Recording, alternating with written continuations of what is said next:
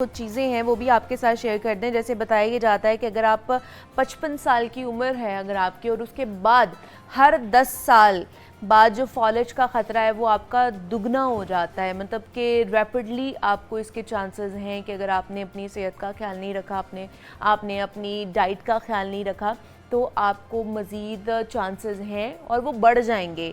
तो इसलिए दूसरा, डायबिटीज़, ब्लड प्रेशर, अमराज़ क़ल्ब का शिकार है, कोलेस्ट्रॉल का अगर आप शिकार हैं तो उसकी वजह से भी आपका जो फॉलेज का अटैक है वो भी हो सकता है। और फॉलेज का अगर फ़ौरी इलाज ना किया जाए तो आपकी मौत का ख़तरा भी बढ़ जाता है। तो एक कॉलर भी हैं हमारे साथ, हफीज़ हैं, उन्होंने हमें कॉल की है लाहौर से, तो उनसे बात कर लेते हैं। अस्सलाम वालेकुम। जी अस्सलाम वालेकुम। वालेकुम सलाम। जी हफीज़ साहब, क्या पूछना चाहेंगे? जी मैं ये पूछ रहा था कि ये फालिज के बारे में देख रहा था आपका प्रोग्राम, तो फालिज की क्या वजूहत है, क्यों होता है, इससे कैसे बचा जाए? ठीक है जी हफीज़ साहब, अभी हकीम साहब दोबारा बता देते हैं। वैसे उन्होंने रीजंस बता दी थी बट वो बता भी देते हैं, और बचना कैसे है वो भी आपके साथ शेयर कर देते हैं हकीम साहब। जी मैंने वैसे बड़े डिटेल वाइज भी जी, आपको ये बता दिया है, फिर भी फॉर योर नॉलेज अब ये कि वो लोग जो कि शुगर पेशेंट हैं, शुगर में क्या होता है, जो शुगर का वक्त गुजरता चला जाता है, ये आपके ब्लड वेसल्स में माइक्रो एंजियोपैथी स्टार्ट करती है। ये आपके ब्लड वेसल्स को तंग करना शुरू कर देती है। सेकंड, जिनको हार्ट का प्रॉब्लम होता है, चूँकि ऑलरेडी उनके क्लॉट्स होते हैं, अमराज क़ल्ब का जैसे आप बता रहे थे, इन लोगों को फिर प्रॉब्लम आता है। ठीक है। थर्ड, वो लोग जो बहुत ज़्यादा अंडर प्रेशर रहते हैं, उनको ये प्रॉब्लम ज़्यादा आता है। वो लोग जो अपने वेट को कंट्रोल नहीं करते, उनको प्रॉब्लम ज़्यादा आता है। वो लोग जो वर्जिश बिल्कुल नहीं करते, खाते पीते हैं और सेडेंटरी लाइफ गुजार रहे हैं, आराम से बैठे हैं, उनका कोलेस्ट्रॉल बहुत बढ़ जाता है और उनको पैरालाइज होने के, स्ट्रोक होने के चांसेस ज़्यादा होते हैं। लिहाजा अगर इससे बचना है तो हमें लाजमी तौर पर इन चीज़ों से अवॉइड करना पड़ेगा। और जैसे बता रहे 50 ईयर्स के बाद तो हर साल कम अज़ कम इंसान को अपना पूरा चेकअप करवाते रहना चाहिए, शुगर के लिए, ब्लड प्रेशर के लिए, कोलेस्ट्रॉल के लिए, लाजमी तौर पर इसको। चलिए, आप बता रहे थे ब्रेक पर जाने से पहले कि अगर आपको लेफ्ट साइड पर अगर फॉलेज हो जाता है तो उसकी फॉर्मेशन और उसके लिए क्या करना चाहिए? मैंने बताया लेफ्ट साइड पे फॉलेज होने का मतलब आपके राइट साइड का हेमिस्फीयर है, उसके अंदर क्लॉट आ गया है, वहाँ के जो आपका क्रेनल आर्टरीज हैं, ब्लड वेसल्स हैं, वो सुकड़ गई हैं, जिसकी वजह से आपको ये प्रॉब्लम होता है। चूंकि बताया कि ब्लड वेसल्स सुकड़ती क्यों, सुकड़ना और फैलना मसल्स का काम होता है। वहाँ जो मस्कुलर सेल्स होते हैं उसके अंदर खुश्की और सर्दी की वजह से सुकेड़ वाक़या हो जाता है। यही वजह है कि हमारे तमाम जो अफेक्टेड एरिया होता है उसमें ज़्यादा मसल सिकुड़ते हैं, कि उसकी मुट्ठी बिल्कुल बंद हो जाती है, उसके बाजू यहाँ तक आ जाता है, उसका इवन टांग उसकी सिकुड़ जाती है और उसकी मूवमेंट नहीं हो पाती। तो ऐसे के लिए हमने क्या करना है, ऐसी मेडिसिन देनी है जो खून को पतला करे, जो हमारे मसल की जो खिंचाव है उसको रिलैक्स कर दे। तो लोग बेचारे धक्के खा रहे होते हैं, उनका ये मुट्ठी खुलती नहीं है। बिल्कुल ऐसे ही है। मैं आपको आज वो एक कम्बिनेशन दे रहा हूँ, आप लिख लीजिए। सिर्फ 21 दिन, सिर्फ 3 हफ्ते आप ये टैबलेट यूज़ कीजिए बना के, और इंशाल्लाह आपका ये बिल्कुल ठीक हो जाएगा, मुट्ठी भी खुल जाएगी और आपका बाजू बिल्कुल ठीक हो जाएगा और आप इजीली आप चलेंगे, बल्कि दौड़ेंगे आप। क्या क्या चीज़ें चाहिए उसमें पहला लेना है आपने बड़ा अच्छे से, ये है आपके पास रेठा, जिसे आमतौर पे आप लोग कपड़े सर धोने के लिए इस्तेमाल करते हैं। आपने उसका ये शेल लेना, पर छिलका लेने हैं आपने, इसके अंदर जो उसकी गुठली होती है वो नहीं लेनी।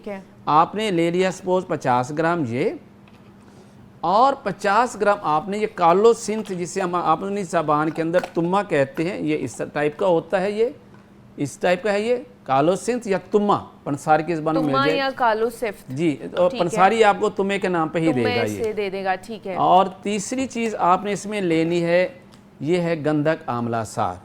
गंधक आंवला सार, ये गंधक की किस्म होती है, सल्फर की किस्म है, प्योरीफाइड होती है। और ये तीनों चीज़ें आपने बराबर वजन में लेके इनका पाउडर करके आपने इनकी टैबलेट बना लेनी है। और वो टैबलेट आपकी बनेगी इस कलर के अंदर, ये इस शेप, और इतनी चने के बराबर आप देख लें, इसे देखिए, एक चने के बराबर इसका ये साइज़ बनता है। और ये आपने सुबह दोपहर शाम लेना है। खाने के बाद ठीक है। टोटल वेजिटेरियन होना है, टिंडे, गाजर, मूली, शलजम, घिया वगैरह। अच्छा। जब बहुत करना है तो इसके अंदर आप मटन यूज कर सकते हैं, ये देसी मुर्गी लेके कम मिकदार में, ऑलिव ऑयल के अंदर बनाना है। और आपने ब्लैक पेपर यूज करना है, रेड चिली यूज नहीं करेंगे।